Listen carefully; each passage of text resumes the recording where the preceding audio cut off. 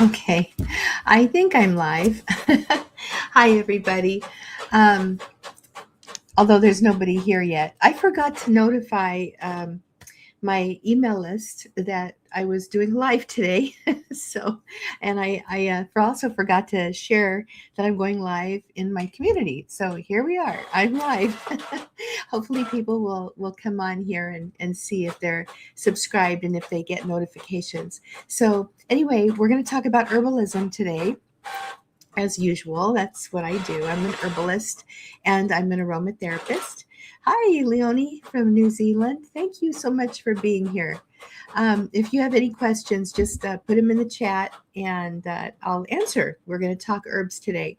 So, generically speaking, I will just chit chatter about becoming an herbalist, and I want to address a couple of questions that came across my from my students in my Confident Herbalist Tribe membership. And I thought they'd be good to talk about on a live too. So if we don't get any questions, I'll be talking about pain and I'll be talking about the safety of elderberry as well.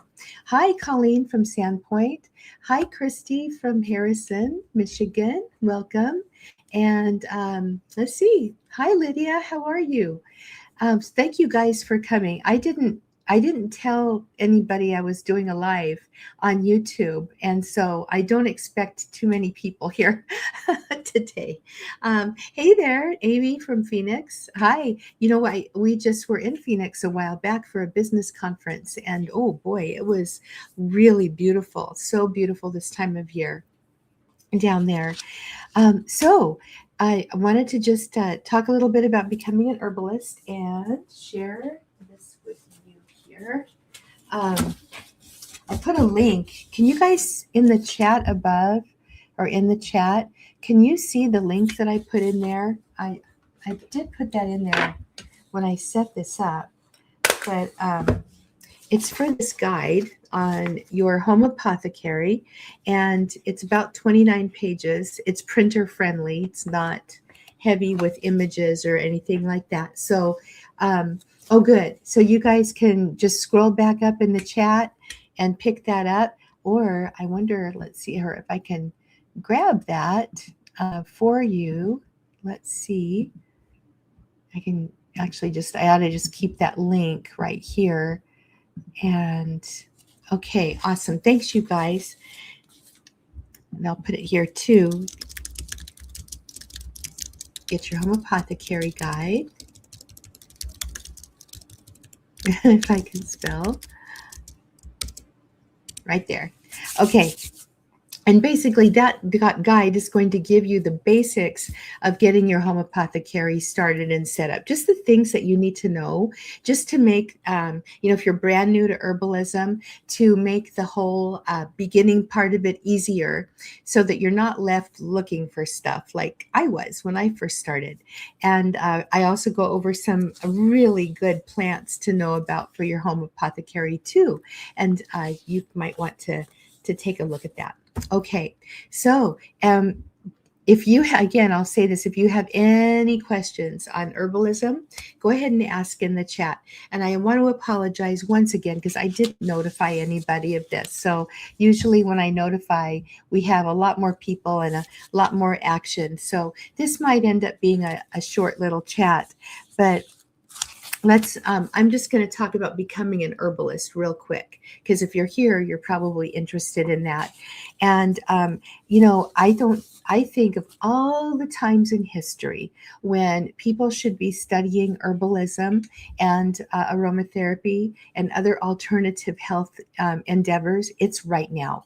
You guys, oh my goodness, the stuff that's going on in the world is crazy. We see the rise of AI and incorrect information online big time.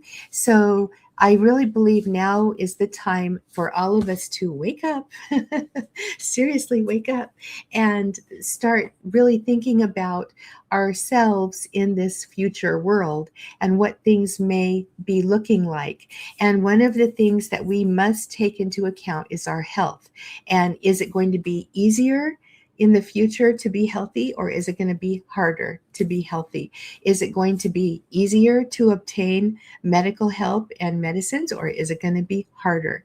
And human beings have gone through, if you look back on human history, we've gone through so many times and periods over the centuries where it's been really difficult, and people who have skills, and people who know how to do things, and people who know how to barter with other people, don't they just do better?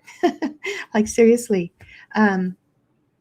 So please, what I would say to you is this, and you probably hear this if you follow homestead channels, and I happen to be a homesteader. I don't really talk about homesteading very much, but because I'm so focused in on using herbal medicine correctly and well. But really, we need to start being more sufficient, I guess, in how we operate our daily lives. Our foods that we choose to eat, can we grow them? Our medicines that we have, can we make a lot of it ourselves? And the answer is yes, you certainly can.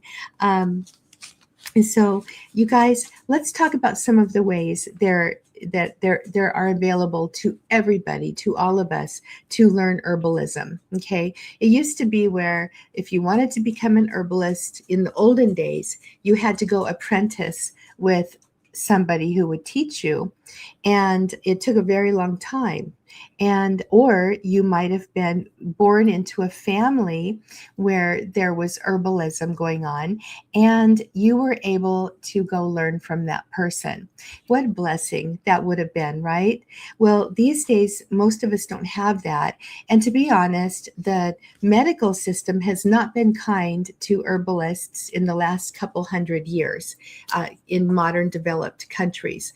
Herbalism was actually made illegal to practice back in the 1930s. And with the rise of big pharma starting in the 1800s, herbal medicine was really degraded. And why? Because there's no money in it. There's seriously no money in it. Why would a medical doctor prescribe something simple like a rosemary, thyme, and sage tincture instead of handing somebody an antibiotic? Well, there's no money in it. It might work better. It might be better for you, but there's no money in it. And so that's, the kind of thing that we're dealing with here. So you guys, one way that you can start learning to become an herbalist, and again, I'm going to have you, if you're coming on here new, pick up your home apothecary guide. The link is up there in the chat. You can kind of scroll up there and find it. It's all the way up at the beginning if you miss it within the chat. And I'll put it in again.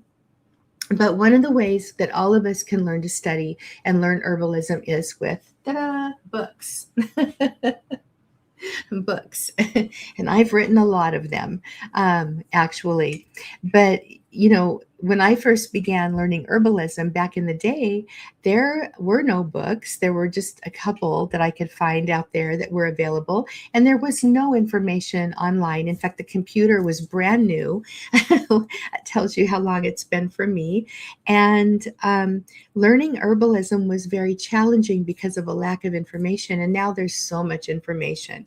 So a person can learn to study with books. The problem is that with books, is that questions arise and then you have nobody to ask.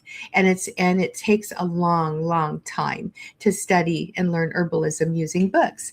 But I really love books. As you can see, I have massive amounts, and this is not all. I've got bookcases over here and another one over there, and I got more in the other room. I'm a little bit of a book freak here, but so you can self-study and learn herbalism to an extent with herbs or with books. The other thing is, I just want to say this. This is so important. No matter where and how you're learning herbalism, the best way to learn is to do herbalism. Okay, the best way to be able to share knowledge is to gain it through your own experience. If you don't have your own experience and experiences with your own body, And especially if you've been dealing with health issues or other people's bodies, like is in client interactions with each other or community interactions, you're not going to know a whole lot. You'll know a little bit, but bodies are all different, and we need to be able to experience that. So I just want to say, I just want to share this really quick. So there's a book that recently came out and on the market by a very popular person and who I just love. And one of my students was reading it, and she asked this question. She in one of our student chats actually just today. And the question was that in the book she had read that elderberry cannot or should not be used every day. And that's not true. It's not true. And here's why. Let's talk about elderberry for just a moment, okay? So when I was a little girl, my family would go out into the mountains of southern Nevada. So we're talking about the Mojave Desert, right? But in the mountains, there was growth and lushness, and you could actually forage for food up there.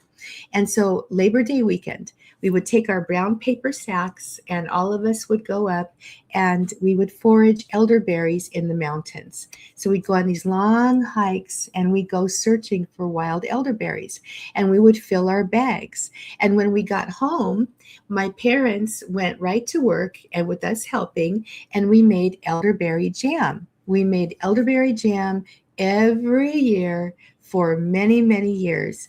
And guess what we ate all winter long, every single day until our jam ran out in the spring. We ate elderberry jam on a daily basis. Nobody ever had any problems. Nobody ever had any issues. Nobody ever got sick. And actually, we didn't get sick. Why? Because we were eating elderberry. Now, none of us knew that. None of us, my parents didn't know about medicinal herbs. They just knew about food. And so that's why. And so experience-based here, we took elderberry as a tonic over and over and over every single day. And through all the seasons until our elderberry jam ran out, which was usually in the springtime. Isn't that coincidental? And I just want to share here, this is a great example of how our good Lord works, right? He created these amazing medicinal plants for us, and he made them so that they grow at our fingertips, and he made them usable for certain seasons of time, like our elderberries, and they protected us. They were wonderful. Now, elderberry is a food herb, okay? It's considered a food, and it is fine to eat on a tonic basis or a daily basis. There's a couple of contraindications, and this is where we just need to know about this. But some people, not all people, but some people with an autoimmune issue or disease might have some trouble with elderberry taken over the long term because it can stimulate the immune system too much for them. All right. Now, and we're talking, it would be fine for a normal person. For a person with autoimmunity, they need to exercise caution and be aware of how they react when they're taking elderberry. Otherwise, most people do fine. And then the other group of people are so small, so rare. In fact, I've never even encountered one of these, but some people have very, very sensitive digestive tracts, and so they may experience some gastric upset. That's usually with the raw berries. That's not with prepared berries, though. So there you go. There you have it. Now, I'm saying this all to you as an example of the kind of information, because there's too much information out there now, that you can find by, the social media popular people are all talking about herbalism now, but do they really have experience? Have they really studied all the plants well? Have they worked with a lot of different bodies? Please take that into consideration when you choose your books and when you choose who you're learning from. All right. Next, you can learn herbalism, and I'm going to use this very like loosely because it's not possible. But from YouTube, TikTok, right? I'm sorry, but yes, you can choose to look at videos all day long, and some of them are very, very good.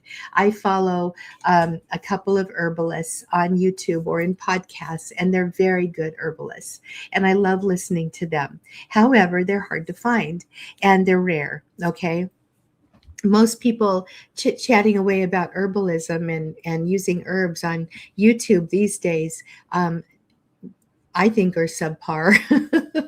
And here I am. I am not subpar. However, but some of them are. And it's like you might end up with wrong information. I always say verify, verify, verify, verify all of your information.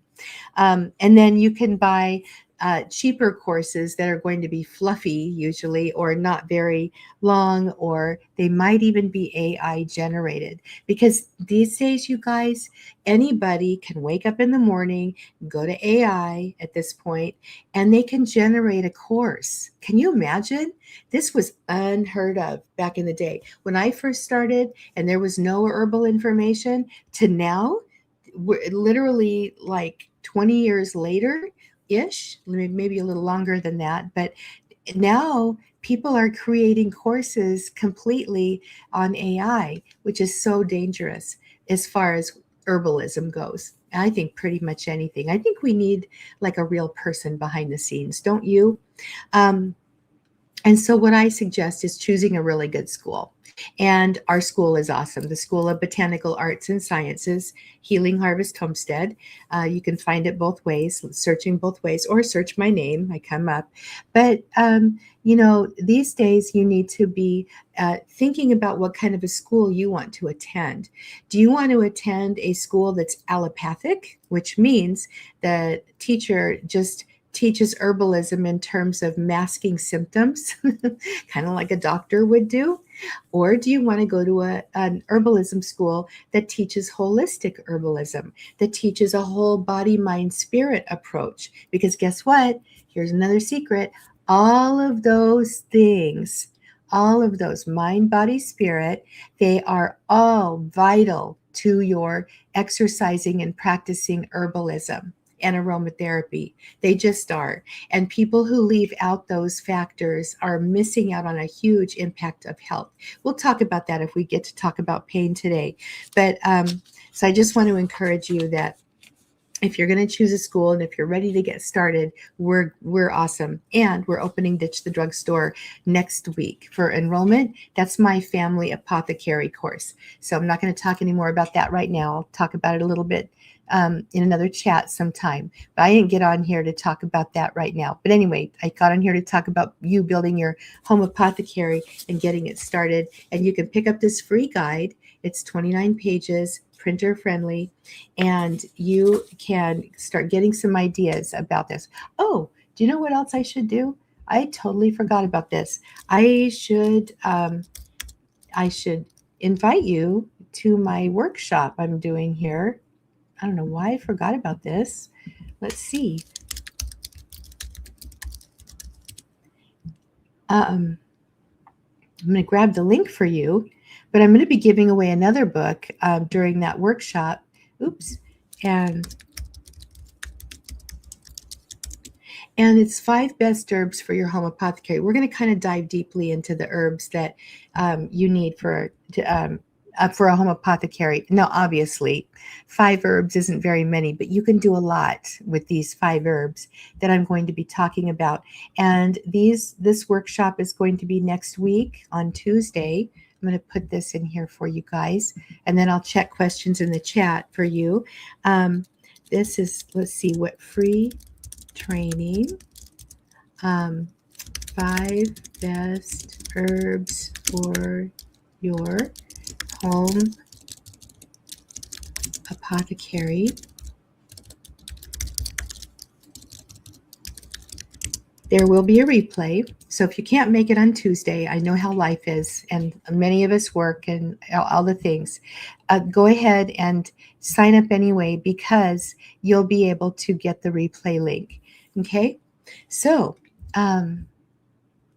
Let me look up here in the comments. And I just want to thank you once again for being here, especially since I didn't advertise this at all.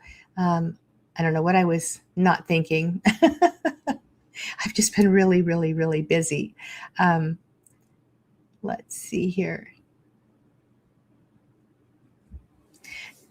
Yeah, and are all the meds folks are dependent on, will they be available? And if so, at what price? I know we see the prices of meds going skyrocketing. I did a YouTube video recently on some of the best herbs to work and try to use for hot flashes. Like if you're in perimenopause or menopause, or if you're a man, if you're in andropause, many of us experience hot flashes, and they're not fun at all. They're not fun at all. But the herbal remedies can be amazing.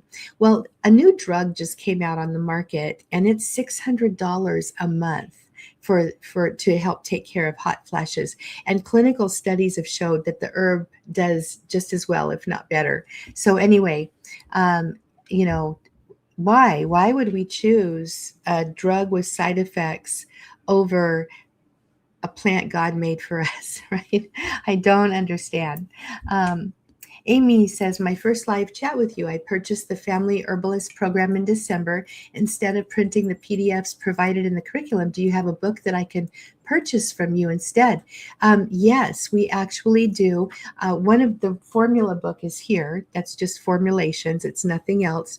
And we've got the plant books. If you're in the certification, those are all available as well. And there's a lot of them in that certification course. And oh, Cindy's here. Awesome. Haven't seen you in forever. Let's see. Yes, and Christy says red clover helps so well with hot flashes.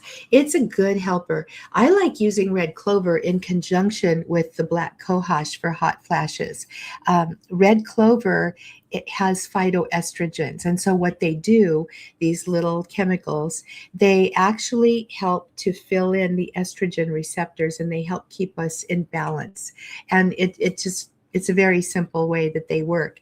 But instead of a xenoestrogen, which xenoestrogens are dangerous, and they're the hormone disruptors basically, but they're found in commercial products like fragrances and many other things, foods even. And those xenoestrogens will get into our estrogen receptors too. So it's better to take something like red clover if our estrogen is going down, which it does as we enter perimenopause and menopause. We start losing estrogen, and it continues on as we age. I know, because I went through menopause. I was finally through it at age 59, and I'm now 62 today, actually. And wow, I what a huge difference in just 2-3 years. Craziness. And it's no joke, but I really do love my herbs for hormone support. I know a lot of women choose to go on HRT, hormone replacement therapy, but really, I never have, except for a period of time for about 2 months. I was in my early 40s, and a doctor told me that I had low progesterone. Oh no, oh no. And she said, well, we're going to get you a cream. And so I had to go to a formulation place in Las Vegas where we lived at that time. And I tried this cream. I put 10 pounds on, and I'm like, yeah, no. No, I'm not doing this. And so I ended up just getting off of that. And that was about the time, roughly, where I just said no to all over-the-counter and prescription drugs because of all the side effects and all the health issues I was experiencing. And I've managed to heal my body. Actually, I should say God has helped me to. He's given me the plants to help me heal what all the things I was dealing with. You guys, rosacea, really bad skin for decades, liver issues. Because of all the medications that I had been taking, back issues, sports injuries, that I had been dealing with, old pains, headaches, menstrual problems. I mean, for Pete's sake, seasonal allergies. And then if you take any antibiotics, you know, if you're a woman, what is likely to happen, and it's called a yeast infection. Not fun. So I haven't had one of those in so long, and it's because I cleaned my body up from all of the over the counter and drugs, and it's a little rough. Yeah, Christy says I'm going through perimenopause and will turn 48 tomorrow. Yep, you're at that age, and boy, your hormones like start changing and shifting, and you start experiencing things in your body. And if you know what to do herbally, then boy, it just makes the whole process so much easier. Let's see. The link to register next Tuesday will not let me click on the time. Oh no. Let me check that really quick.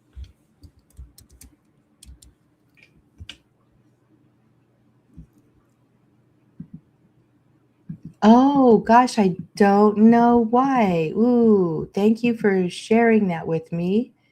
I better fix that. Wow, glad I shared that link with you guys. Okay, I will fix that somehow. I don't know, think I can do it right this second. But if you guys are on my newsletter list, I'll be sending out invitations to that tomorrow's notes going out. And by the way, if you get this guide, you'll get on my newsletter list. And if you don't like it, you can unsubscribe. It's super easy. Just scroll to the bottom. You'll see an unsubscribe link. Just click it. Boom, you're unsubscribed. I don't play games. I don't spam. Although when I'm talking about a course I'm opening for enrollment, you'll get extra emails. But generally speaking, I send about one a week, sometimes two, and I provide lots of herbal information, even in the ones where I'm talking about an open enrollment for a course, because I believe that there's so much herbal information to get to know that why not share it all the time, no matter what. Let's see here. Oh, love your sweater. Thank you so much. Let's see here. Da, da, da, da. I don't think so. You guys, any questions? I will definitely answer them, and I will also try. I wonder if I can fix this link now. I don't know if I can or not, because I don't know what's wrong with it. I'm just going to have to go through it, you guys, and figure out where the glitch is. That's terrible. Oh boy. And I probably don't have anybody signed up because of that. Oh boy.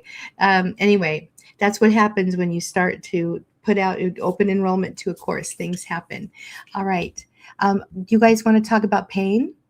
Or do you want to talk about something else with herbalism? We just talked about the whole elderberry thing and whether or not they're safe, which they are for most people.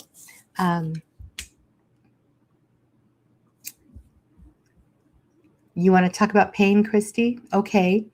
Yeah, so pain's on the top of my mind, I think, and it's because I've had quite a few questions about it recently. In fact, when we did our tribe chat this morning in the Confident Herbalist Tribe, that's our herbal membership, and I get on live and we do chats and we do special sessions, and there's tons of books.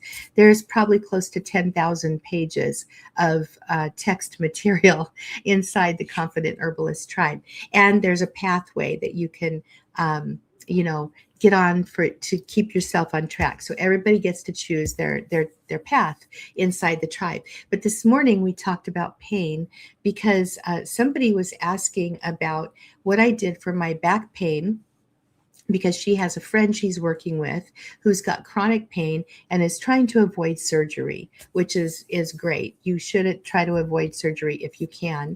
And the thing is, with pain, what doctors generally want to do is they want to cover it up. If you have a back issue or something's going on, you go to see a doctor. And this, I'm speaking from my own personal experience. There wasn't any talk of root cause. It was, they did the MRI and they could see what was going on in my back. And basically it was, here, take oxycodone and Xanax. And I'm laughing because it zombieized me. And I was teaching sixth grade math at that time. And one of my classes had 45 students in it. Can you imagine teaching sixth graders mathematics on Oxy and Xanny or whatever they call it? Trust me, it doesn't work real well. So I couldn't take the medication. It literally knocked me out. It was awful. And so I decided to tackle it naturally, and as naturally as I could. And I learned a lot in that process. I learned so much. That's where I learned about St. John's wort and how it works with the nervous system. And it's how I learned how to work holistically, because I stopped asking the question, what can I do to just make the pain go away? I started asking the question, what is causing the pain and what can I do about the cause? And I learned back then that stress exacerbates all kinds of pain. There's something in your body called the HPA axis. It's the hypothalamus adrenal pituitary axis, and it regulates stress hormones in the body. And it also, if it works overtime, your adrenals get shot. Well, pain can do that to a person. When you have, when you're in pain, it causes stress. And when you have stress, it causes pain. So it's a vicious, vicious cycle. So I knew back then, oh goodness, I think I'd better handle the stress, like what's going on here. And obviously part of the stress was because of the pain, but there were other stressors in my life as well. This is when I learned breath work. I learned how to move differently. I started attending to my posture. I started sitting differently. I started working on my core strength with my abdominals and my back gently.